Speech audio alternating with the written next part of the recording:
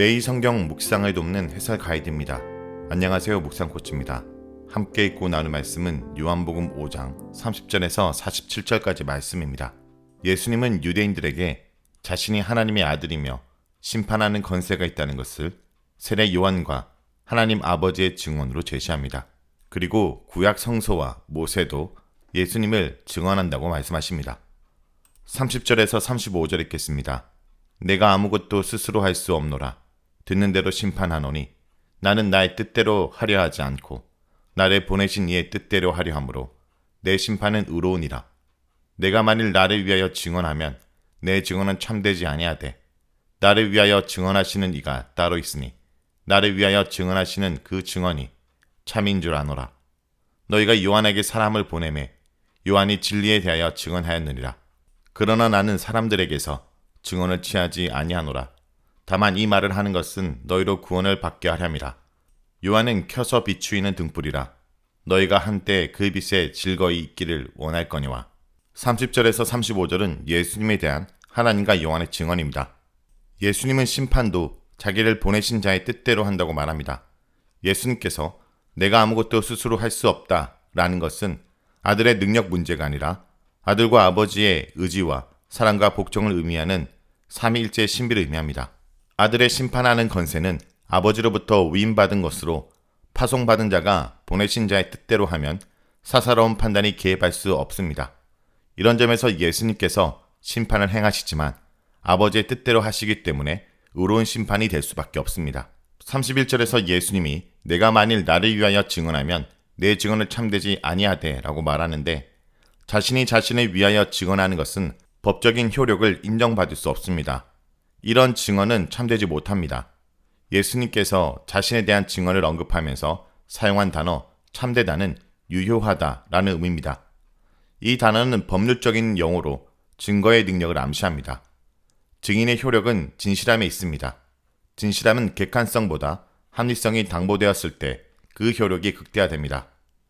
예수님은 나를 위하여 증언하신 이가 따로 있으니 라고 말씀하시며 자신에 대한 증인이 따로 있다는 것을 언급하고 그 증언이 참되다라고 말합니다.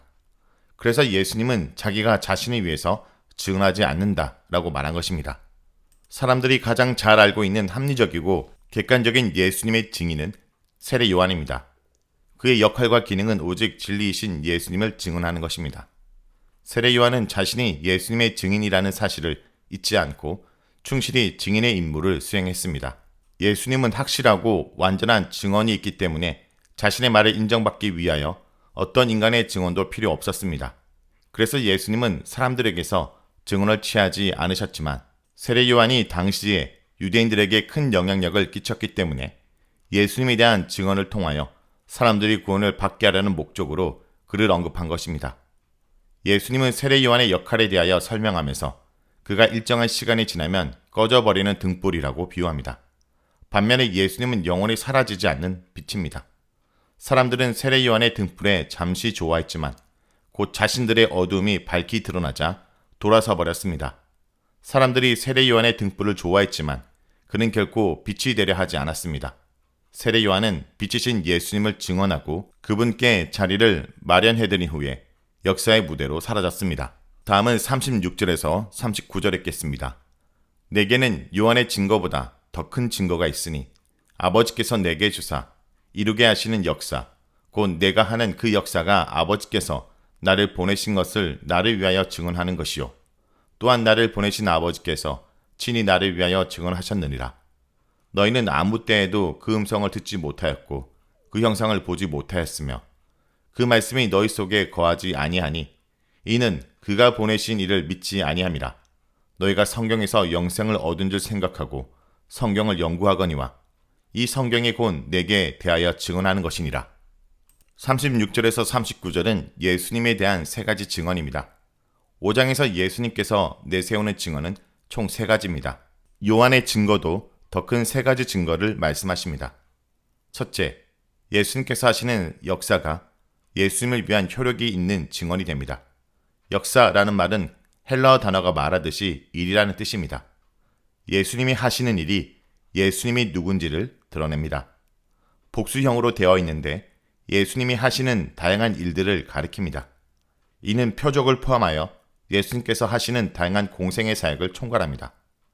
예수님의 계시 사역과 속죄 사역을 포괄합니다. 이러한 사역의 완성은 십자가에서 이루어집니다. 예수님은 세상에 오셔서 그가 하시는 모든 일들이 자신이 누구인지를 증명한다고 하십니다. 둘째, 하나님께서 친히 아들을 증언하십니다. 하나님의 어느 특정한 음성이나 소리가 예수님을 위한 증언이 된다고 보는 사람들도 있습니다. 혹자는 예수님께서 세례 받으실 때 나오는 하늘의 음성이라고 보는 사람도 있습니다. 또는 성령의 내적 증거, 혹은 아버지께서 신자의 내면에 증거하시는 것을 뜻한다고 보는 사람도 있습니다. 그러나 본문이 정확하게 말하지 않기 때문에 특정한 증언을 말하기보다는 아들에 대한 하나님의 포괄적인 증언으로 보는 것이 타당합니다. 여기에는 하나님의 다양한 구속사역과 선지자를 통한 예언사역, 심지어 복음서에 나오는 하나님의 생생한 음성도 포함되어 있습니다. 그리고 셋째, 성경이 예수님을 증언합니다. 요한복음은 지속적으로 예수님의 사역이 구약의 증언에 바탕을 두고 있음을 밝힙니다. 뿐만 아니라 구약에는 다양한 메시아 예언이 있습니다. 동정녀 탄생에 대한 예언부터 그가 속죄를 위해 받으시는 것까지 구약에는 풍성한 메시아 예언이 있습니다. 이런 면에서 세 번째 증거는 두 번째 증거와 겹칠 수 있습니다. 왜냐하면 구약에 나오는 메시아 예언은 하나님께서 선지자를 통해서 말씀하시는 것이기 때문입니다. 구약의 말씀은 하나님의 증언도 되고 성경의 증언도 됩니다. 그럼에도 불구하고 요한복음의 구약 인용은 성경이 그리스도에 대해서 어떻게 증언한지를 보여줍니다. 그리스도에 대한 성경의 예언이 어떻게 성취되는지를 보여줍니다. 예수님께서 이런 세 증언을 내세우시는 이유는 아마도 두세 증언이 효력이 있다라는 율법의 말씀을 염두에 두셨기 때문입니다. 유대인들에게 그 자신에 대한 분명하고 효력이 있는 증언이 있다는 것을 강조하시는 것 같습니다. 이것은 효력이 있는 증언을 통해 자신의 정체성을 분명히 드러내는 예수님의 계시의 한 방편입니다. 그러나 동시에 이것은 자신을 받아들이지 않는 유대인들에 대한 주모만 책망입니다. 이런 증언이 분명한데도 유대인들은 예수님을 믿지 않고 오히려 배척하기 때문입니다. 다음은 40절에서 47절이 있겠습니다. 그러나 너희가 영생을 얻기 위하여 내게 오기를 원하지 아니하는도다. 나는 사람에게서 영광을 취하지 아니하노라. 다만 하나님을 사랑하는 것이 너희 속에 없음을 알아노라. 나는 내 아버지의 이름으로 왔음에 너희가 영접하지 아니하나 만일 다른 사람이 자기 이름으로 오면 영접하리라. 너희가 서로 영광을 취하고 유일하신 하나님께로부터 오는 영광은 구하지 아니하니 어찌 나를 믿을 수 있느냐. 내가 너희를 아버지께 고발할까 생각하지 말라. 너희를 고발하는 이가 있으니 곧 너희가 바라는 자 모세니라. 모세를 믿었더라면 또 나를 믿었으리니 이는 그가 내게 대하여 기록하였습니다. 그러나 그의 글도 믿지 아니하거든 어찌 내 말을 믿겠느냐 하시니라.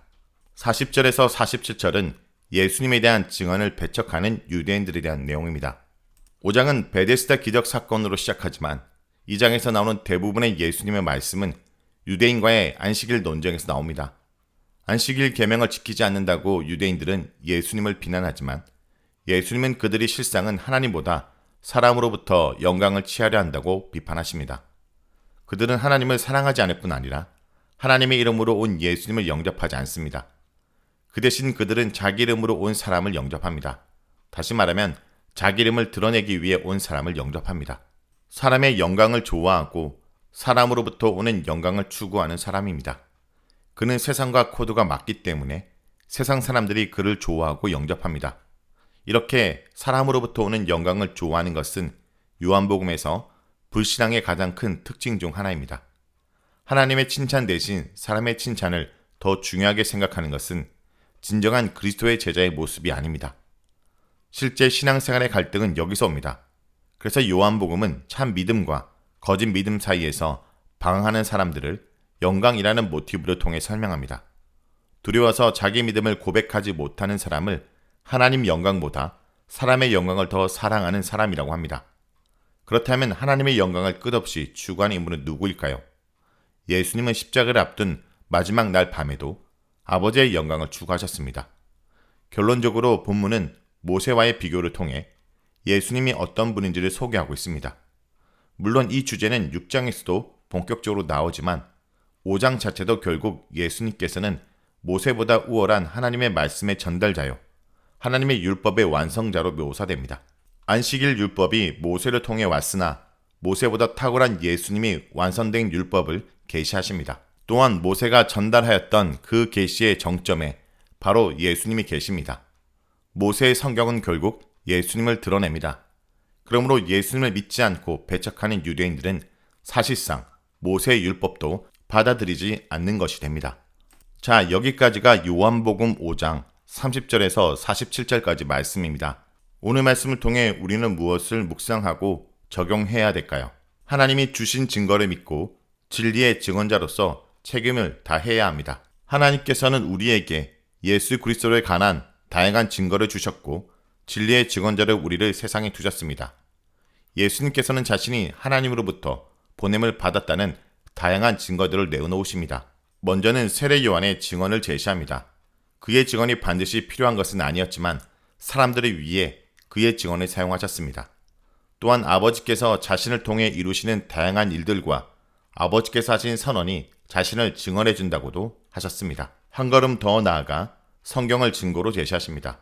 이는 성경이 곧 예수님 자신에 대해서 증거하고 있기 때문입니다. 하나님께서 다양한 증거와 증언을 통해 아들에 관한 말씀을 해주셨지만 유대인들은 받아들이지 않았습니다. 하나님을 보지도 그의 음성을 듣지도 그 말씀을 마음에 두지도 않았기 때문입니다. 오로지 사람들에게서 영광을 얻는 데만 관심이 있으며 하나님을 사랑하지도 하나님께로부터 오는 영광을 구하지도 않았기 때문입니다. 그들은 말씀을 읽을 때 믿음과 경외심, 순종의 태도를 잊지 않고 개인적 욕망을 성취하기 위한 수단으로 읽었습니다. 그러다 보니 믿음의 열매는 거둘 수 없었고 예수님에 관한 성경의 증언들을 외면하고 말았습니다. 그러나 우리는 세상이 이 말씀을 듣기를 거부하고 우리의 증언을 묵살하고 저항할지라도 거짓 없이 왜곡 없이 하나님의 진리를 전할 책임이 우리에게 있습니다. 온갖 유혹과 회유와 협박에 맞서 신실한 증언자로서 사셨던 예수님처럼 우리 또한 하나님 나라의 증인으로서 살아가길 간절히 기도드립니다.